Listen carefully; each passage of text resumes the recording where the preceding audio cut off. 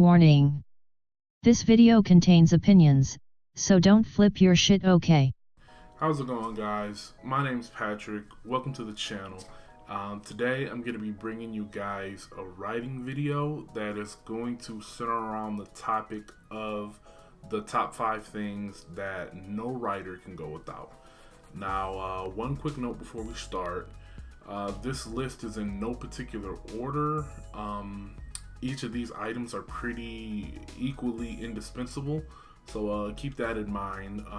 But without any further ado, let's go ahead and get into it.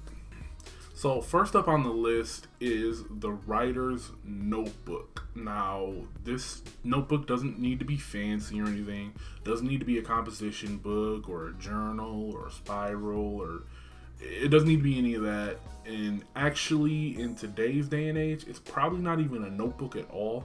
I mean, back in the day, I used to carry around a notebook everywhere I went, and I'd be in class, I'd be writing.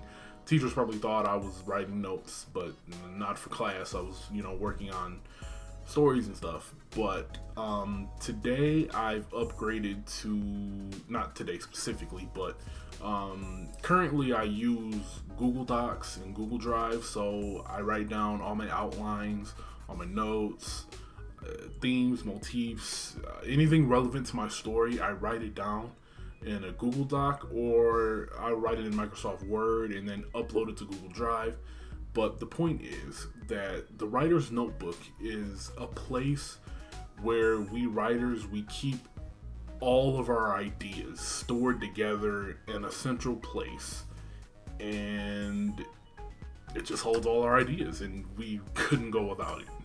Next up on the list, we have a writer's music playlist.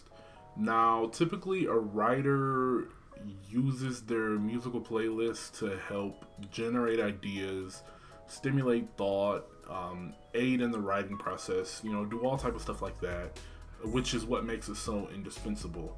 For me personally, I like to listen to instrumental music when I'm physically writing, because music with lyrics tend to trip that process up. It's hard for me to think of words to put on the page when I got words, going into my ears and whatnot. However, though, if I'm like brainstorming and if I'm trying to generate ideas, then lyrical music works great for me.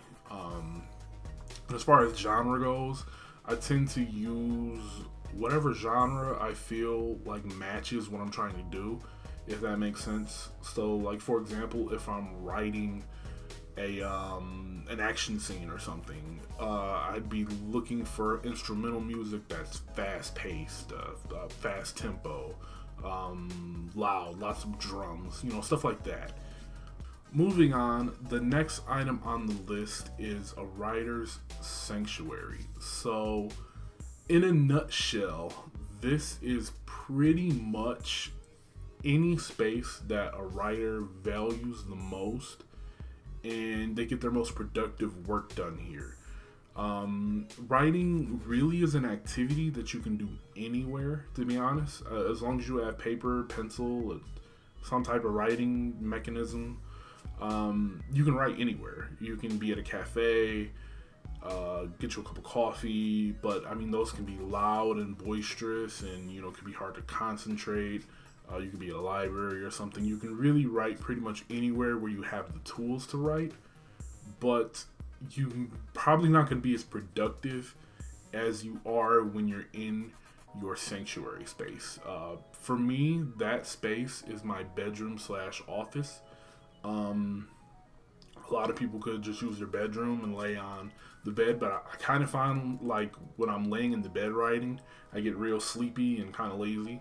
So, I mean, I have my office here, I got my desk, I got my computer, green screen behind me. I got everything I need. I get my best work done right here in this little, I'm not sure about the square footage this is, but I get my best work done here. So the number 4 spot on the list may be a little bit odd to hear, but, please bear with me. So the number 4 spot goes to the internet. Now, the internet is a valuable resource, not just for writers, but for pretty much everyone. But we writers, we use the internet to connect with other writers. We use it to do research. I mean, I've said it before, I've said it plenty of times, that a writer's search history is usually pretty dark. But internet is great for that. We do our research. We can store all our work on the cloud and be able to access it everywhere. We're really blessed being writers in today's day and age. The internet is awesome. It's awesome and it's indispensable. And yeah. So the last item on the list of things writers can't go without. It's gonna sound a little bit weird again, but please bear with me. I promise it'll make sense. The last item is writing itself. A lot of times, writers, we can't go without writing, and I know the common saying, the common notion is that writers need to write every day. You need to make it a daily practice, and I'm a little on the fence about that. I think it should be more so you should strive to write every day.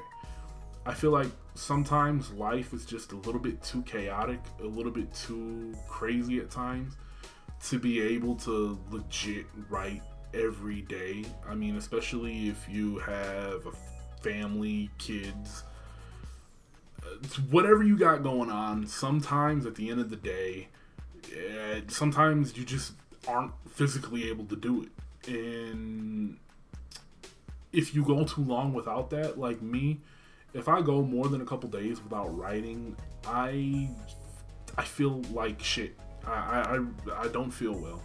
I feel like a failure. I feel like, what am I doing? I need to write frequently, and if I don't, I don't feel well. I don't know if you guys are like that. I'm sure some of you are. It's a big, crazy world out there. I'm sure I'm not the only one that feels that way. But for a lot of people, writers just can't go without writing. So there you have it, guys. The top 5 things no writer can go without. Now, given that this is my own humble opinion, I'm sure you guys have different thoughts on the matter. So go ahead, go down below, and leave me a comment. Let me know, do you agree with my picks or did I leave something out? Go ahead, share your thoughts. If you enjoyed the video, why not leave a like? And if you're new, hit that subscribe button. I post writing videos every Monday afternoon, so check back. You'll get more good stuff. That's it for this video, guys. I'll catch you in the next one.